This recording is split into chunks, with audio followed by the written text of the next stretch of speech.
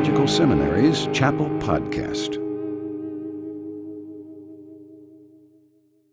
Today are especially blessed to have one of our own faculty members as our speaker, Dr. Bill Lawrence. And some of you new students may not know Dr. Lawrence, but those of us that do know him and you students that have had him as one of your professors know what a blessing he has been to each of us in special ways as he's taught us and graced us with his presence here on our campus.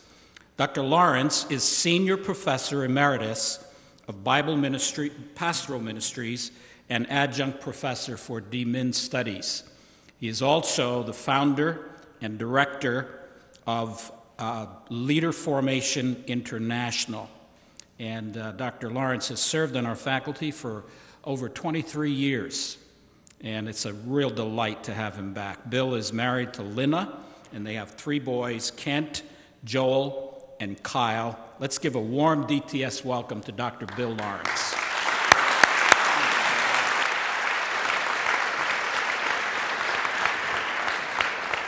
Hi, y'all. Doing well, I hope. You know, the end of the semester will be over. Don't worry about it. Easily enough said by me, isn't it? Yes, I know. But, you know, after a while, you get to gray hair and all the stuff that I have. You know, that's what ends of the semester do for you. And to make you look better. That's what it will do. I taught Jim Lee preaching 20 years ago. And so you missed a great treat this morning by not having Jim here. But I sent him an email and said, because you're grounded, I'm crashing. And so I'm here taking Jim's place. Kind of ironic. Jim Lee had an unbelievable impact in our middle son's life. Tremendous impact, and our son today is now serving the Lord. And Jim Lee was the key guy when Joel was in high school. He would not be where he is without Jim. Tremendous. So it's a privilege to cover for Jim. Here's what I'd like you to do, please, this morning. Would you please take your hand and hold it like this? Everybody take your hand and hold it like this. Thank you very much. Thank you very much. Now, I want you to look at this finger right here, your first finger, and I want you to think of that as leadership. And I want you to look at your thumb, and I want you to think of that as the leader. And I want you to think of this first finger, leadership, as competence. And I want you to think of this thumb as character. And I want you to think of this first finger as what the leader does. And I want you to think of this thumb as who the leader is. Now, I want you to think of this finger as functional. Functional. Can you say that? Functional. Thank you very much. A few more of you could say it. Now, so can you say that? Thank you very much. Now, this is foundational. Can you say that? Very good, very good, very good. The student body has improved since I got off the admissions committee. That's excellent. So you have functional, you have foundational. Now here's what I want you to do. I want you to bring these two together, this finger and this thumb, and tell me what you see. And don't tell me a chicken. I've heard that already. What do you see?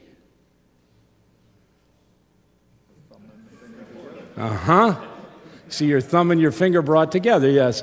Harold Honer, PhD, Cambridge, previous director, PhD program, all that. Brilliant man, great insight.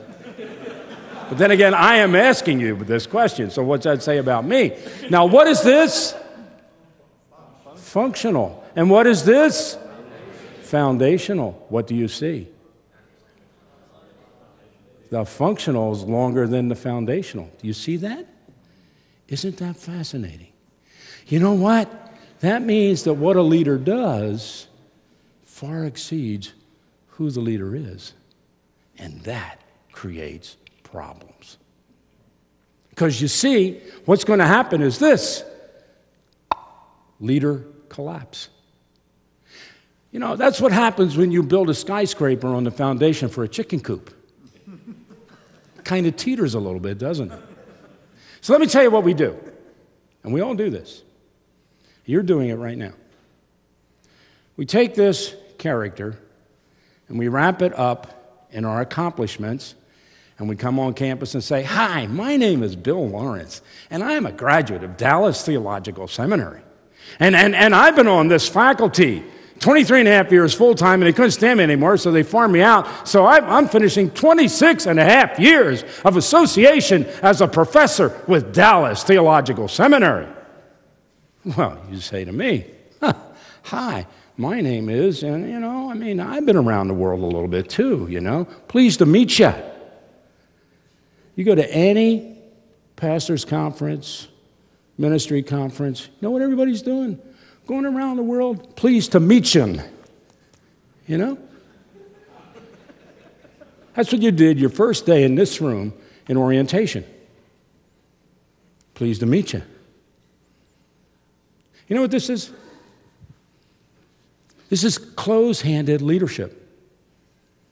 Try putting on your glasses with close-handed leadership. You put your eyes out. It doesn't work. And God's not happy with it. So let me tell you what God does. He comes along with that big Michelangelo finger of his. You know that Sistine Chapel finger reaching way out. And he gets right here where competence and character meet. That's called the heart. And he begins to put pressure. Say, "No, I don't want to do that." Because, see, we don't want to go down here. Down here is anger, bitterness, and fear, guilt, and lust, and pride, personal ambition, and drivenness. We don't want to go down here. And he just puts pressure.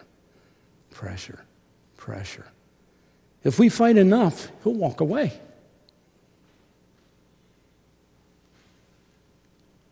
But eventually, guess what? Open-handed leadership. Oh, you are here, aren't you?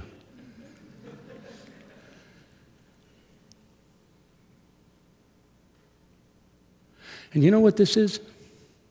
God's finger at the heart. Unwanted grace. So what do you do with unwanted grace? How do you respond to God's unwanted grace when he just comes charging in, doesn't knock at the door, doesn't say, "How do you do?" doesn't say, "Pleased to meet you," doesn't say, "Can I sit down?" He just comes charging in, takes over, and takes off with you. How do you respond? Well, one of your responses right now is, "Unwanted grace? No wonder you're not on this faculty anymore full time. I never heard of unwanted grace. I want all the grace I can get." Okay? Little test before finals. See if you can pass this one. On that door, when we leave, we're going to put a sign that says, "Grace to live a long life, die in your own bed with your grandchildren, your great-grandchildren, all standing around singing hymns and sending you off into eternity." And on that door, we're going to put a sign that says, "Grace to die with pain in the next 18 months from cancer." Which line will you be in? Good. We've settled the fact that there is unwanted grace. You know, unwanted grace is one of the most vital realities in any leader's life. You can hardly think of a leader in the Scriptures who did not have to deal with unwanted grace. Moses at the burning bush. What does he say to God? "No, thank you." Peter, when Jesus begins to talk to him about the cross, what does he say to Jesus? He takes him aside and says, "This will never happen to you. God forbid."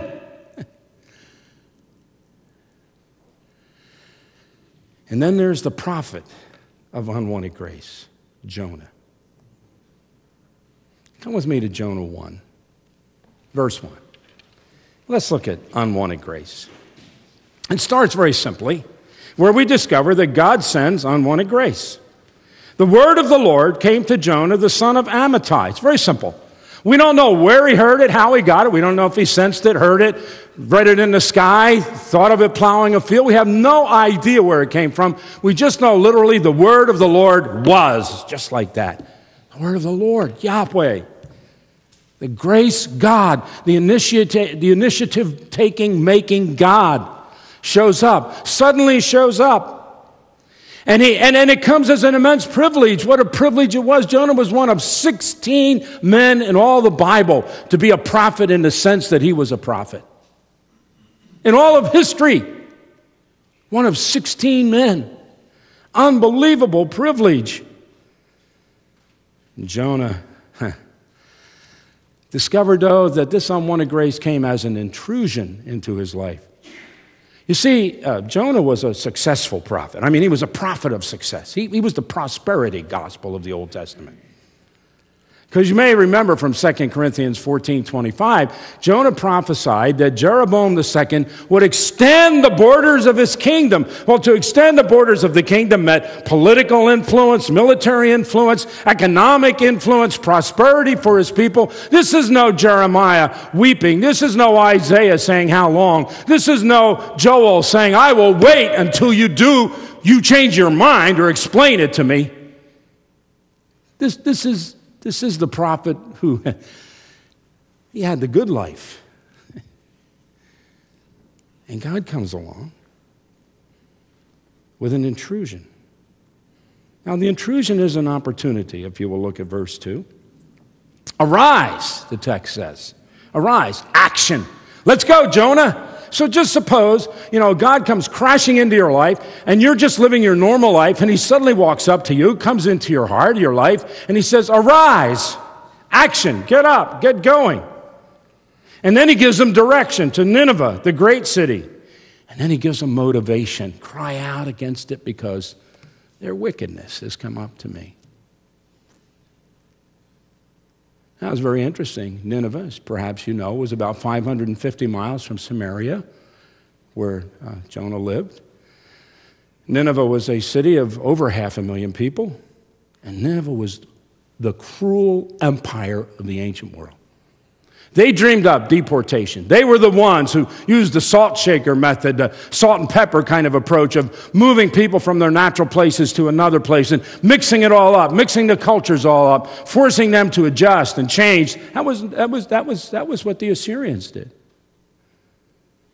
It was the Assyrians who boasted about the blood that they shed, turning a mountain red with blood. It was the Assyrians who flayed their victims alive and spread their skin on the city walls. It was the Assyrians who piled skulls high in front of the city gates. And Jonah is being sent to that place.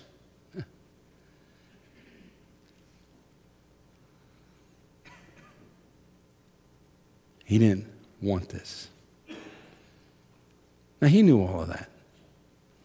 But as we know from Jonah chapter 4, he knew God. He knew what God was going to do. He knew exactly what God was going to do. And he didn't want Nineveh to be reached. He didn't have God's heart for Nineveh.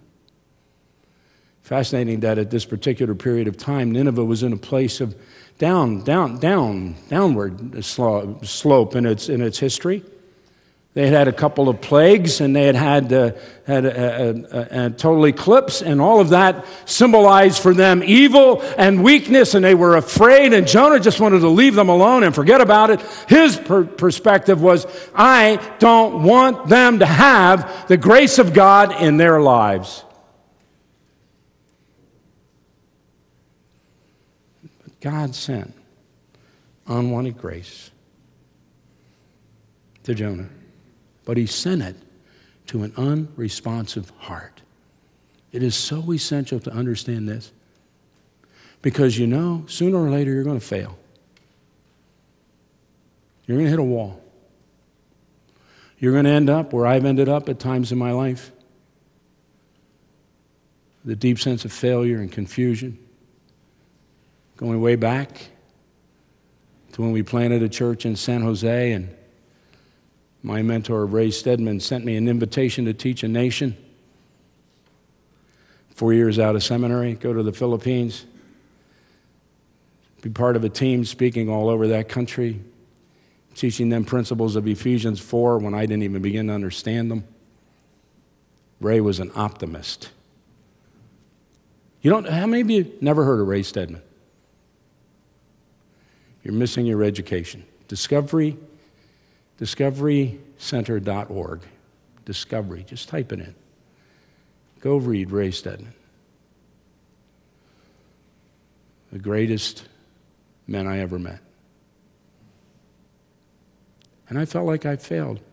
You know why I felt like I failed? I felt like I failed because I didn't think I was the best preacher in the crowd. Elliot. You know, it's kind of interesting being on this platform. I sat next to Elliot every day for 4 years when chapel seats were assigned and somebody took attendance. And Tom, by the way, was in my wedding. So we can have things going. I visited Elliot in the Philippines on the way back from that trip. He knew what was happening. I was devastated. I was devastated. Grace had come to an unqualified heart.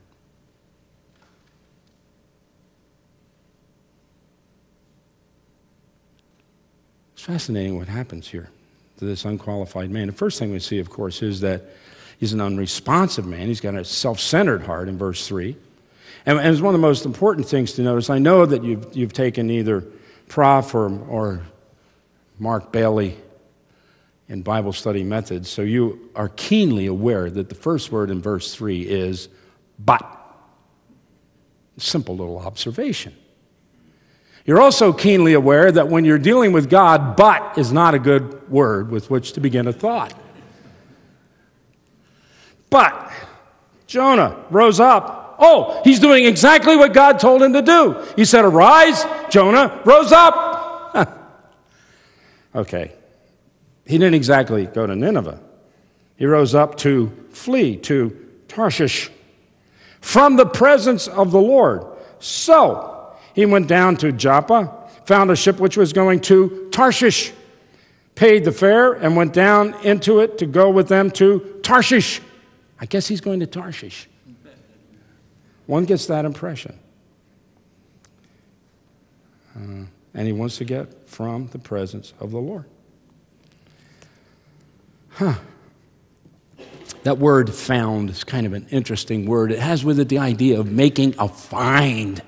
You know, I think that Jonah walked from Samaria to Joppa, exactly the opposite direction from Nineveh, and he's going, and he's just wanting to get as far away as he can get. And he finally gets to Joppa, he gets to the waterfront, and he begins to talk.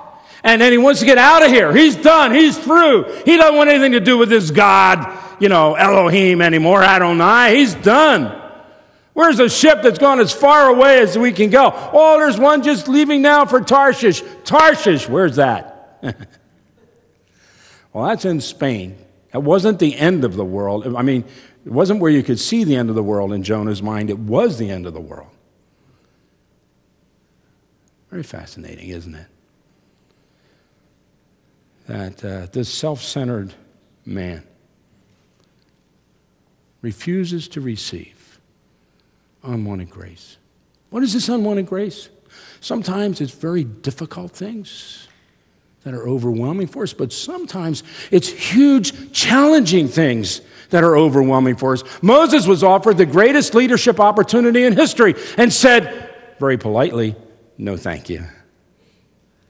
Jonah was offered the greatest evangelistic opportunity in history and said, very impolitely, get away from me, get out of here.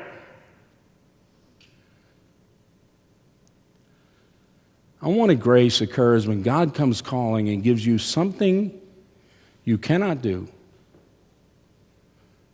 with what you do not have, and he won't lower his requirements. See, if you want to understand ministry, it's really very simple. Ministry is this: you must do what you cannot do with what you do not have for the rest of your life. It's sort of an Isaac kind of laughter, isn't it? It's unbelievable, maybe even unbelieving, but that's what it is. You must do what you cannot do with what you do not have for the rest of your life for various reasons. From Moses in fear to Jonah in anger. What difference does it make? To God, none. Because he isn't going to change his standards. You see, unwanted grace is God's unrelenting call for us to take greater risk than we ever imagined, to face stronger forces than we ever dreamed, to fight bigger battles than we ever thought, and most of it inside us.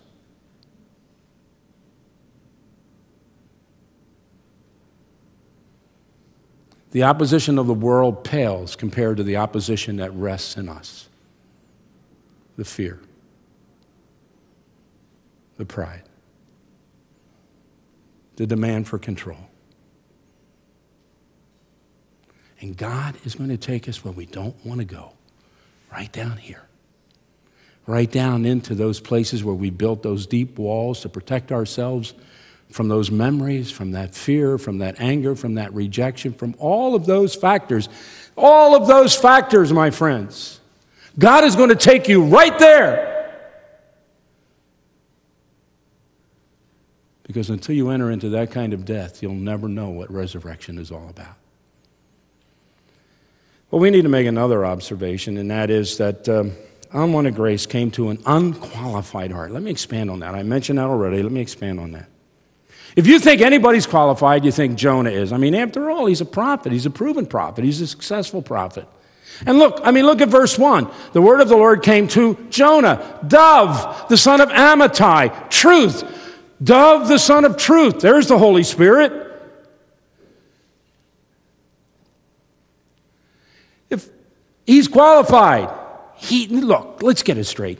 Jonah's no more qualified to receive the grace to proclaim the gospel than Nineveh is qualified to receive the grace to receive the gospel. Jonah's no more qualified for proclamation than Nineveh is qualified for salvation. Look, my friends, let's get something straight. We are really mixed up when we think that we're going to be qualified for the grace of God. That is a theological error at the deepest possible level. What is grace? By its very essence, unqualified gifts that come to us. That's the nature of grace. If you think your education is qualifying you, you're missing the point. If your education isn't driving you further and further and deeper into the grace of God, then you're missing the point.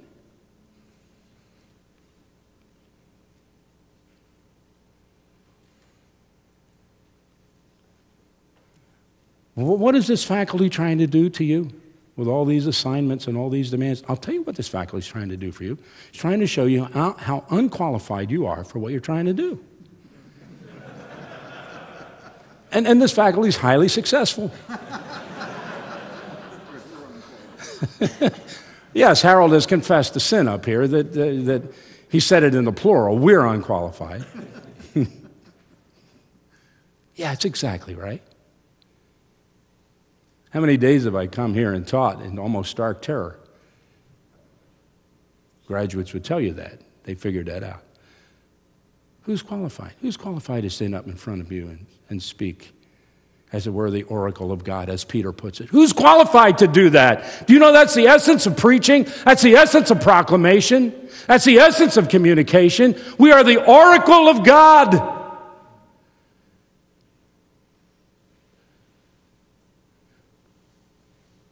How can we ever think we're qualified?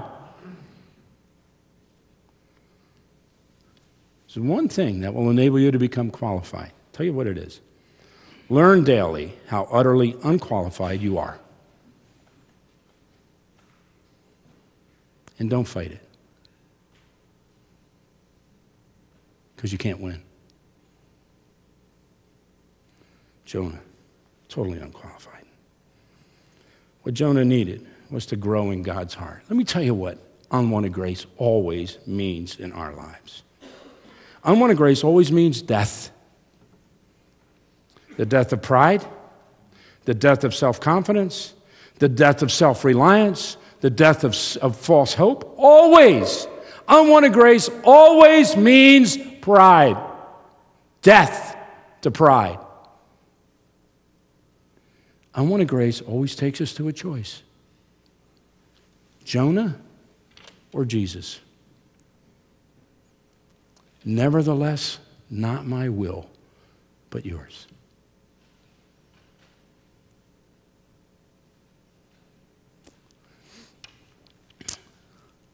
Our oldest son is 36. We have 36, 34, and 31. So it's been quite a while since I took them to the store.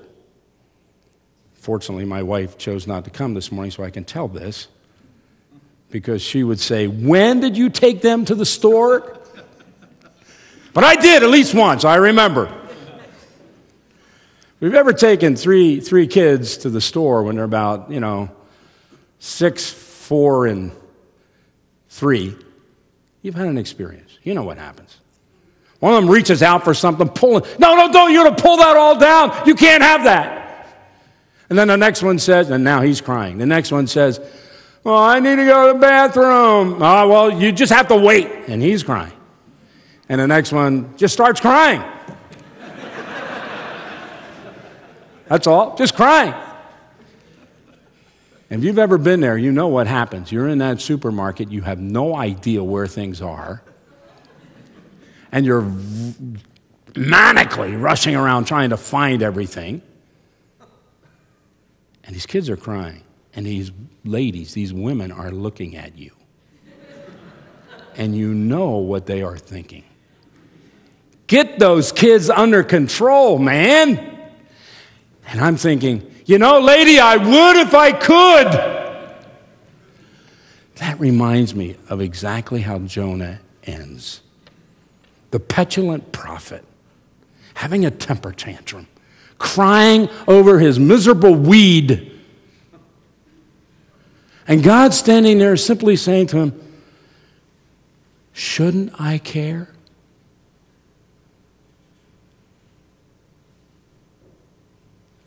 And anybody walking by on the road outside of Nineveh that day would say, "God, get that prophet under control." But God's just letting him have his temper tantrum. Why? Because unwanted grace is doing its work in that temper tantrum. You see, God sends unwanted grace to unqualified people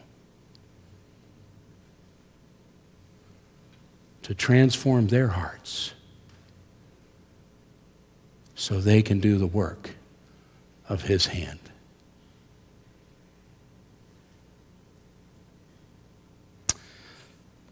Lord, we love you. We're stunned that you have anything to do with us. We deserve nothing. We have failed you. We have joined Peter and denied you. We have joined Moses and said, "No, thank you." We have joined Jonah and had a temper tantrum in your presence. And yet, you continue to move and work through us. How can that be? So we are humbled. And we ask but one thing: for the courage to go into the places in our being that are stopping us from becoming the men and women you want us to become. And for the grace to discover your healing in our lives. And for the faith, the trust, to take up the cross and follow you into resurrection. We choose, Lord, not to be Jonah, but to be like you. We will drink the cup that is ours, but only as you enable us. And this we want for your glory. In your name, amen.